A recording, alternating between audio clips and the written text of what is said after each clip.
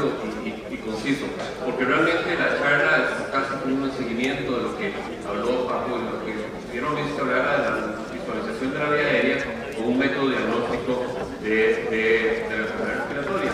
Tal vez lo importante, porque aquí hay un grupo de pediatras, es saber que en el tracto respiratorio se generan una gran cantidad de ruidos y que si nosotros como clínicos podemos detectar los ruidos en las diferentes áreas, nosotros podemos realmente inferir cuál puede ser el proceso cognitivo que está provocando el problema. Bueno, en este caso, de una afonía o una disfonía, no hay un ruido perceptible, pero es algo que nosotros debemos valorar. Entonces ven que hay una serie de ruidos importantes que se generan. Por ejemplo, un paciente de 7 años de edad con una masa en el cuello anterior que se resuelve manualmente, simplemente lo que viene es como una hernia cervical. Es un niño que tiene esa masa, lo manda por la masa anterior, pero realmente lo que el niño tiene es disfonía. La madre indica que amanece con una voz normal y que conforme avanza el día se vuelve muy ronco, es un niño muy gritón. Entonces, los niños con hernia cervical lo que van a tener que son nódulos en las cuerdas vocales. Entonces, es algo que ustedes tienen que valorar. Este es un paciente recién nacido de término, por ejemplo, que desde el nacimiento se le escucha un llanto débil. Si ustedes encuentran un llanto débil, piensen que probablemente el problema auditivo está a nivel de las cuerdas, está a nivel laringio, tiene un estudio laringio inspiratorio con crisis de cianosis, y lo que el paciente tiene es una membrana laringia que se resuelve probablemente con solo la endoscopía. Este es otro paciente que es una madre que tiene antecedentes de papilomas en la vagina, tuvo un parto vaginal, desgraciadamente todavía en algunos sitios no hay conciencia, porque las madres que tienen papilomatosis en vaginas deban operarse, no hay discusión sobre si esas madres deben recibir cesárea o el parto vaginal, pero esa madre tiene un parto vaginal, y vean ustedes que hasta el año de edad se han referido a este niño por cuadros recurrentes de asma, dificultad respiratoria, disfonía en aumento que va hasta la agonía. Bueno, este paciente lo que tenía eran unos papilomas laringios. Este es un niño de 1 año de edad. La madre nota una tos constante de 5 días de evolución, que en algunas ocasiones era cianotizante y que hace 2 días tiene un estridor laringio que va en aumento. Y lo que tiene el niño es una cáscara de huevo en las cuerdas vocales. Es un niño que no se diagnosticaba y que inició este tipo de problemas. Este es otro niño de 4 años de edad, que esto es algo que nosotros vemos usualmente en los meses de febrero y enero. ¿Por qué? Porque es un niño de 4 años de edad que en febrero viene con la historia que desde diciembre tiene molestias para tragar y tos constante. Ya casi que nosotros con esta historia sabemos qué es lo que está pasando cuando empiezan los cuadros en diciembre. ¿Por qué? Porque lo que pasa es que son niños que tienen ramas de ciprés, que toman el ciprés para Navidad y se lo tragan y les queda, y entonces vienen con este tipo de problemas. Entonces, la historia clínica de ustedes es extremadamente importante. Una serie de ruidos se generan en el tracto respiratorio y que es importante de valorar, porque de esa manera nosotros podemos instituir la terapéutica o el diagnóstico adecuado. Bueno, siempre falla Paco. Bueno, lo que les voy a enseñar es un paciente con un ronquido, pero no importa, porque vamos a seguir adelante porque no vamos a tener tiempo. Desgraciadamente yo les traigo una serie de ruidos a través de esto que me parece que era importante, pero bueno, este es un niño que tiene un ronquido y lo que tiene es pues, una obstrucción parcial, ya lo hemos visto, un paquete de adenoides en forma importante. Vean ustedes que este es otro paciente que desde el nacimiento tiene una masa en el cuello que aumenta en los primeros meses. Inicia con obstrucción de la vía aérea, congestión nasal y dificultad para respirar, y cuando le hacemos la endoscopía, lo que tiene es un linfangioma en la narina que obstruye prácticamente toda la narina. Este es un cuadro interesante porque es una niña de 10 años. Y vean ustedes que esto es importante a raíz de todas las charlas que hemos oído. Es una paciente femenina de 10 años, conocida previamente sana, que ingresa con historia de 1 año de evolución. En diciembre de 2004, la madre nota que su hija se encuentra muy decaída, cansada, no juega con sus amigos y además con pérdida de apetito. Consultó en una clínica que queda bastante alejada de la capital y que además asociaba ronquidos fuertes al dormir. Y por supuesto que el médico, el diagnóstico que le hace es de una hipertrofia de la nuclear. Y entonces le diagnostica una fatiga apocaliptis, una otitis media aguda, y por supuesto, como hablaron, le dan antibióticos a esta paciente. Pero la madre refiere que el cuadro persistía y que fue a consultar en varias ocasiones donde le indican de nuevo otitis media e hipertrofia adenoidea. ¿Por qué? Porque la paciente roncaba y tenía apneas obstructivas. En abril de 2005, un año después, la madre nota que la paciente tiene una masa en la boca, tiene una masa en el cuello, con una pérdida, pero la madre tiene una masa en la boca. Imagínense ustedes lo que es eso, una masa en la boca, tiene pérdida de casi 4 kilos de peso, asocia disfagia, sólidos, para los sólidos, o disfagia también refiere que le observaba a los ojos más saltones, mucha cefalea, se asocia a litosis con rigidez cervical, y por supuesto que le envían inmediatamente al hospital de niños. ¿Y qué es lo que nosotros encontramos en el hospital de niños? Una paciente cuyo cuadro obstructivo era evidentemente de ronquidos, que era una obstrucción de la vía aérea superior, que se le había diagnosticado por hipertrofia adenoidea, pero vean que lo que tenía era un carcinoma nasofaríngeo.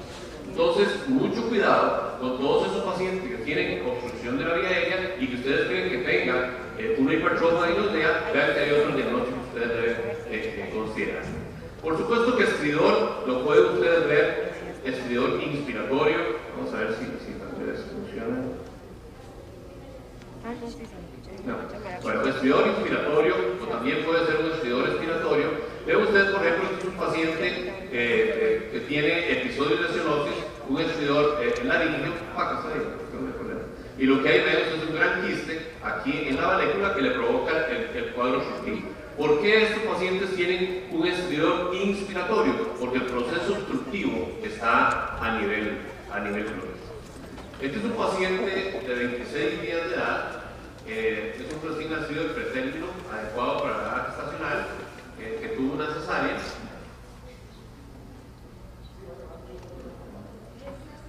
Requirió reanimación e intubación, pero tiene otro ruido respiratorio importante, que es tos perruna. Tos perruna como Krupp, tiene estridor y tiene apnea. Este paciente, lo que ustedes ven también es un quiste importante aquí que lo obstruye toda la vía aérea. Este es otro paciente, parto eutóxico, una bronquiolitis, tiene fallo respiratorio, tuvo una intubación endotraqueal por 5 días, es reintubada en algunas ocasiones más y inicia un estridor laríngeo de dificultad respiratoria. Este paciente no va a tener un estridor inspiratorio, sino que va a tener un estridor bifásico en la inspiración y la expiración, porque lo que tiene es una estenosis subglótica, probablemente secundaria a las intubaciones. Este es otro niño de meses de edad que inicia con estridor y tos perruna, y ven ustedes que lo que tiene es un hueso de pollo. El diagnóstico de este paciente, simplemente la madre no se había dado cuenta, tenía 9 meses de edad y una hermana le estaba dando una sopa de pollo, no se dio cuenta y inició estridor. Pero ¿cuál es lo importante? Que tenía otro ruido respiratorio importante, que es tos perruna. Y cuando haya tos perruna o tos de foca, como dijo una señora, me dice: doctor, ¿cómo se le ocurre a usted decirme que tiene tos de perro? Horrible, si no, tos de foca. Mucho más elegante, no sé cómo le llaman ustedes acá, pero bueno, nosotros decimos tos perruna, la señora decía tos de foca, perfecto. Entonces, ¿por qué tenía la tos perruna o tos de foca? Porque tenía el hueso de pollo en la tráquea, que posteriormente nosotros pudimos extraerlo sin dificultad. Este es otro paciente que también es un niño de 12 años de edad, que tiene una masa cervical y lo que tiene es un gran hemolinfangioma en el cuello. Vean ustedes que este paciente obstruye prácticamente toda la vida.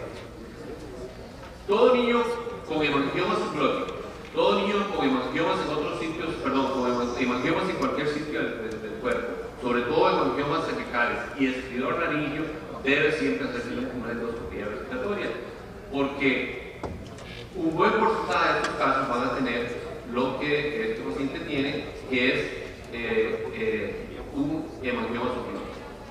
Muchos de estos niños no van a tener ninguna manifestación en los primeros meses de nacido, en las primeras semanas de nacido.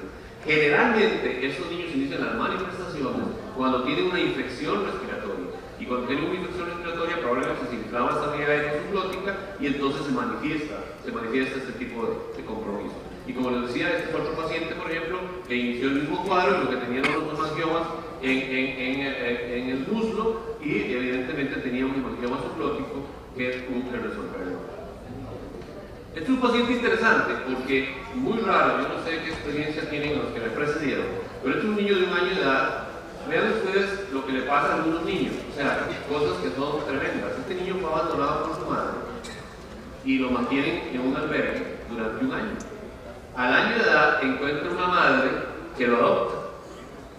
La madre adopta al niño y le nota que tiene un estridor laríngeo que aparentemente presentaba de los 6 meses de nacido y que le causaba dificultad respiratoria. Bueno, este paciente lo que tenía eran papilomas en toda la tráquea.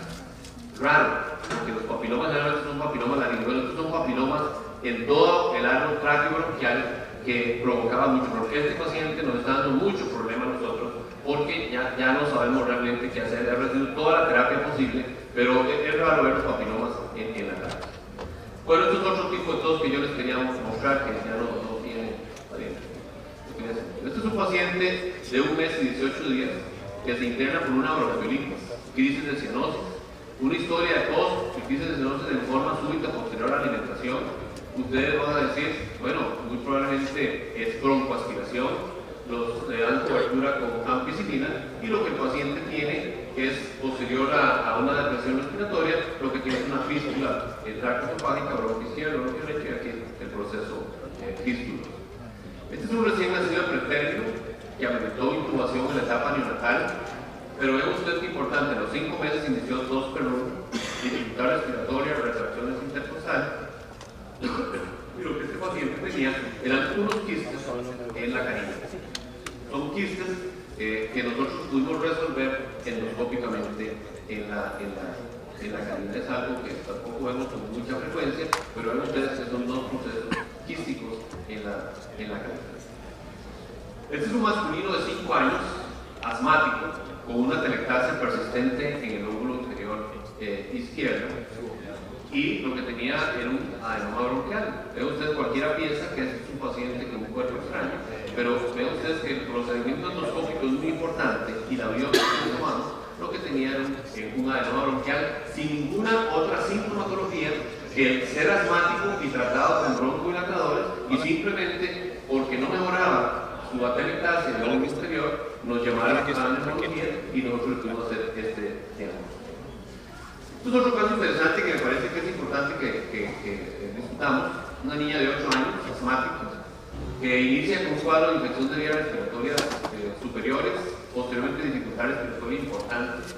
Tiene una nefritis, tiene un ANCA positivo en usted, la radiografía del tórax, y esta paciente lo que tenía era una bronquitis plástica. Vean ustedes que eran mocos filantes muy claros, era una bronquitis plástica, que al final, ¿qué pasó con esta paciente? Al final de la cuenta, lo que el paciente hizo fue una estenosis subglótica porque es una granulomatosis de Wegener. Estos pacientes con granulomatosis de Wegener muchas veces hacen estas bronquitis plásticas y desgraciadamente desarrollan estenosis subglóticas posteriores que hay que resolverlas de alguna manera. Esta es una niña. Este es un paciente de 14 años de edad, tiene un hijo de una madre de 14 años de edad, tiene una atresia de esófago tipo 3 que se resolvió, pero el niño persiste después de la cirugía con sibilancias recurrentes, tos, neumonía recurrente, se hace fallo respiratorio. A este paciente los gastroenterólogos le colocan una genionostomía y le hacen una serie de procedimientos. Pero vean ustedes qué interesante, en la gastroscopía lo que encontramos es que en el esófago había múltiples indentaciones en la mucosa esofágica. Y entonces en la endoscopía realmente no se veía muy claro qué es lo que tenía, pero sí en la endoscopía yo lo que empecé a ver una serie de zonas que no podíamos definir muy claramente, excepto la zona donde estaba la fístula. Pero nosotros lo que hicimos fue inyectarle un medio de contraste en el esófago a este paciente, y lo que encontramos es que este paciente tenía 5 fístulas tráqueo-esofágicas en el tercio inferior de la tráquea. Entonces, con el azul de metileno, vean ustedes cómo empezamos a ver en cada uno de los orificios que inyectamos inyectábamos, veíamos cómo a través de la broncoscopía inyectábamos en el esófago y a través de la broncoscopía empezamos a ver cómo salía este medio de contraste. Caso también interesante. Este es un niño de 4 años de edad, sibilancias recurrentes, con poca respuesta a broncodilatadores, hijo de un médico, tratado como asmático durante 1 año, típico hijo de médico, que en los pasillos le pregunta a uno qué tratamiento va a usar. Usó desde antitusivos hasta beta-2 de acción prolongada, esteroides, cuánto medicamento ustedes se pueden imaginar, hasta que un día llegó y me preguntó que ya estaba desesperado, que cómo hacía, tenía 1 año estar tratando a su hijo de 4 años de edad, incluso como les digo tenía beta-2 de acción prolongada con esteroides. Yo le dije, esto hay que verlo bien, tiene que venir a mi consultorio a hacerme una radiografía, por supuesto que tenía esta radiografía, y vean ustedes que lo que tenía era algo muy simple, que era un cuerpo extraño. Bueno, estos son casos de traqueomalacia. Esto es una broncomalacia bilateral. Es un niño interesante porque es un niño que vino con mucha dificultad respiratoria, tenía una radiografía de tórax con un aumento en el tórax, y lo que tenía una broncomalacia bilateral porque tenía un quiste de timo que obstruía esa vía aérea. Bronquios traqueales son también casos en donde muchas veces vemos que tienen sintomatología, algunos simplemente son hallazgos endoscópicos que no tienen mayor importancia. Es un paciente de 10 años con una hiperplasia suprarrenal congénita que luego de una infección respiratoria tiene 15 días de aumento de volumen del cuello, con disfonía, problemas para tragar, aumento del volumen del cuello. Ven ustedes la radiografía de tórax, y este paciente lo que tenía era un linfoma. 14 años de edad, vean ustedes que también muchas veces no necesariamente le indican a uno que el niño está diciendo la verdad. Es un niño de 14 años de edad, masculino, tenía 6 meses de tener tos, pero también era una tos más perruna hacia la mamá, era una tos más de foca, como hacia la otra. Usaba antitusivos y broncodilatadores, era un gran deportista el paciente. Por supuesto que yo le hice una endoscopía, y lo que tenía era una pieza de Lego en la tráquea, con la salvada, que era una pieza de Lego cilíndrica, en donde por aquí entraba el aire. Y el niño simplemente lo que decía era como la canción esa del maní, que me sube y me baja. Dice que lo que sentía era simplemente cuando hacía ejercicio, que le subía y le bajaba algo aquí en la tráquea. Una suerte tremenda, porque tenía 6 meses de tener esta pieza de Lego en el esófago, pero lo importante es que tenía 2 perrunas de paciente. Este es un paciente con antecedentes de una bronconeumonía congénita que ameritó ventilación mecánica, incoordinación picofanía, y lo que se desarrolla es una telectasia persistente. Ven ustedes que lo que encontramos en endoscopía pues era una obstrucción importante del bronquio. Aquí empezamos a aspirar. Ven ustedes la resolución después de la aspiración.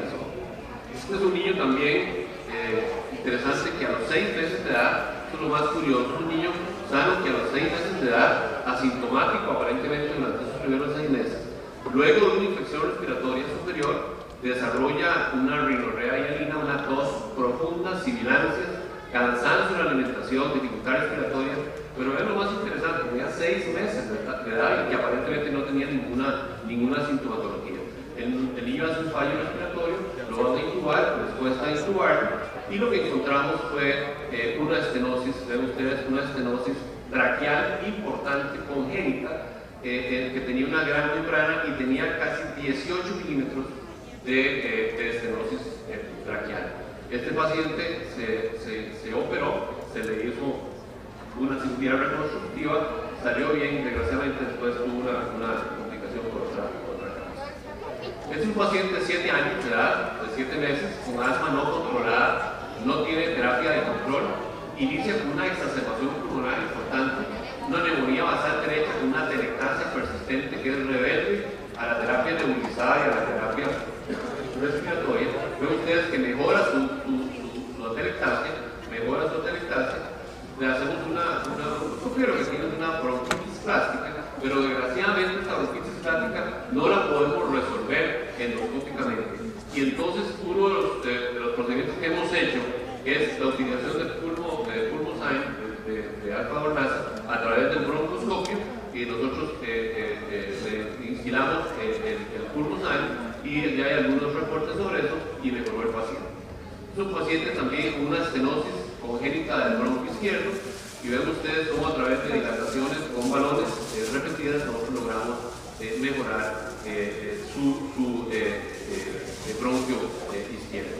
También la endoscopía nos ha servido para hacer el diagnóstico. Este es un paciente muy claro, con una inmunodeficiencia, ven ustedes una candidiasis importante en este paciente, o este paciente, que esto nosotros lo vemos con alguna frecuencia porque es el famoso síndrome del lóbulo medio. Todo niño con síndrome del lóbulo medio tenemos que pensar en tres cosas básicamente: tuberculosis, en mi caso, en nuestro caso, histoplasmosis pulmonar y linfoma, porque en la entrada del lóbulo medio hay un paquete de ganglios que obstruye en esas tres entidades de esta patología. Es un paciente indígena que viene con un síndrome del lóbulo medio, que le hacemos un aspirado y lo que tiene es un histoplasma capsulatum, y también pues, los aspirados bronquiales típicos para el pneumocystis o para el bacilo. Nosotros tenemos en los pacientes inmunocomprometidos, a través de la aspiración de lavado bronquiolavario, nosotros tenemos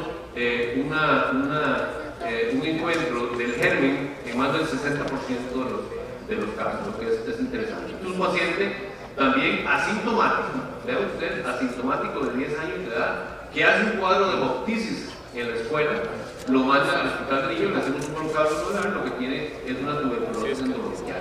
Tiene una obstrucción importante en el bronquio, se le hace una biopsia, se le hace un lavado y se encuentran los vacilos tuberculosos. Dos casos que me parecen interesantes: un paciente de 7 años de edad que jugando con sus amigos le cayó un poste de luz en el tórax y en la parte inferior de la tráquea. Lo mandan al hospital de niños con una lesión traqueal importante. Pues a través de la endoscopía logramos determinar dónde estaba su fuga, logramos hacer las correcciones del caso y vemos que este es el paciente cuando tuvo su complicación, y esto es a los 3 meses de resuelto su problema, donde está prácticamente sano. Cuando uno tiene pacientes y cuando uno tiene hijos y todo, siempre uno desea que un ángel lo acompañe a uno.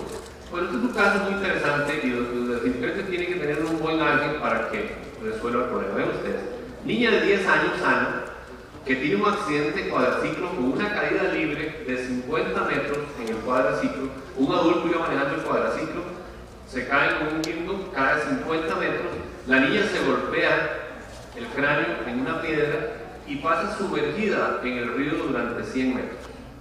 Una asfixia por sumersión por 100 metros.